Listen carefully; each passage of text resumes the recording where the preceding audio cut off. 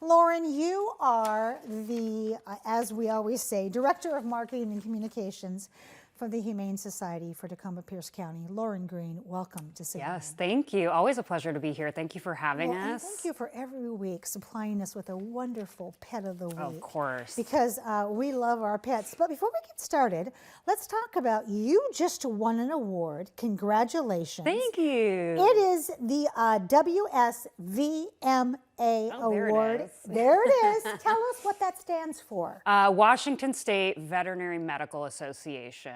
So our marketing, it wasn't just me, it's definitely a team effort. Our marketing and development teams were honored with the Humane Animal Welfare Award. And this award is voted on by veterinary professionals and allied professions that further the animal welfare industry. So it's really special. Again, it was definitely a team effort. It is not just, us in the marketing and development departments. Our work and the narratives that we share are all about the veterinary professionals that see our mission through day in and day out. Yes. So really, we're just the vessel to tell their stories, and it's really special to be honored by them. Congratulations to everybody Yes. who made this award, an award that you so richly deserve. Oh, thank you. Today's Halloween. Trick or treat. Bell snickling. So what are some helpful tips for our pet-owning viewers to keep their pets safe once this trick or treat is underway tonight, and the knock on the door, the ringing of the bell?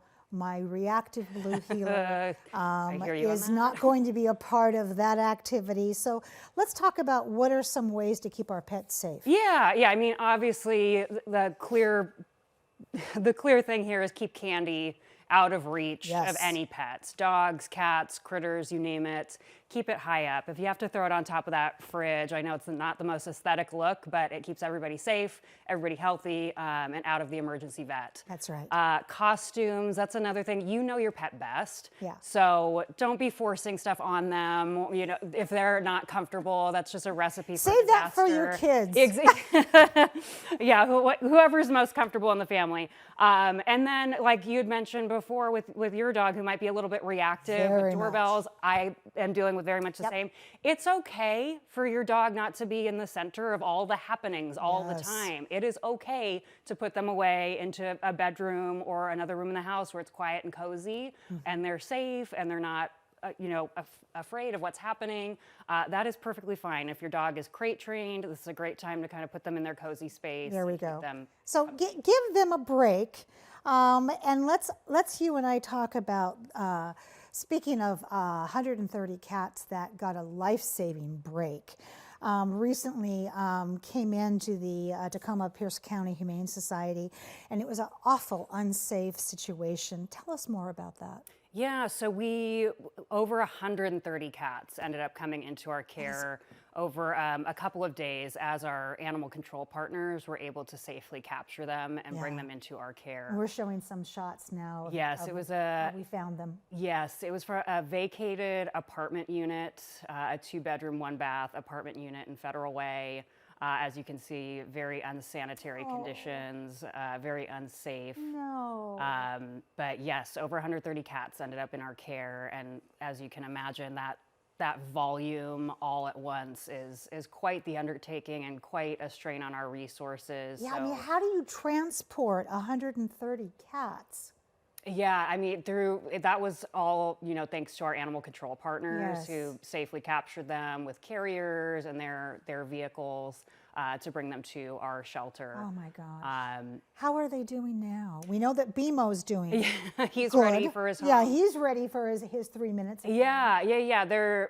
Thank you to our community. So many people stepped up to foster and donate to help with their care. So many of them are still in foster homes. A handful have already been adopted, and more will be becoming available for adoption as they are spayed and neutered and medically cleared. So for large-scale intakes like this, what's the most impactful way for our community members to support the shelter in times like this? What do we need to do? Direct us. Yeah. I mean, like I mentioned before, donations, that helps us, sustain our life-saving services for our community and for situations like this. Fostering is always tremendously helpful. It helps us create space in our shelter for the animals that we see coming in every single day. Yep. Volunteering at our shelter is always tremendously helpful as well. And yeah, just we, as an open admission shelter, one of few here in Washington State, we never know what's going to come to our door needing our help on any given day. We just actually launched a fundraiser to help a husky who was hit by a car. I saw that. And you'll see him on our website, thehumanesociety.org, but very timely. He has the most perfect, precise widow's peak. He's beautiful. It's giving Halloween, but here we are. That's a different husky, that's different husky. But yeah, you'll see him on our website. His name's Charlie. So we are fundraising to get him into surgery for orthopedic hip surgery for both hips. So you also just held an adoption promotion last weekend for dogs. Yes. You are always making it so easier by lowering the barriers for us to be our best friend and find our best friend in animals. How did that go? Oh, it was great. We held our blockhead party in honor of Pitbull Awareness Month. It was a name your price adoption promotion for all dogs 6 months and older. And it's just really special to create those fun events to help community members find the perfect match for their family. Oh my God, that dog, Houdini, what a great name. Yeah. I would definitely keep that name. For community members who are not able to adopt or foster, but they, like myself, want to help shelter and help the animals in our communities, how can they do that?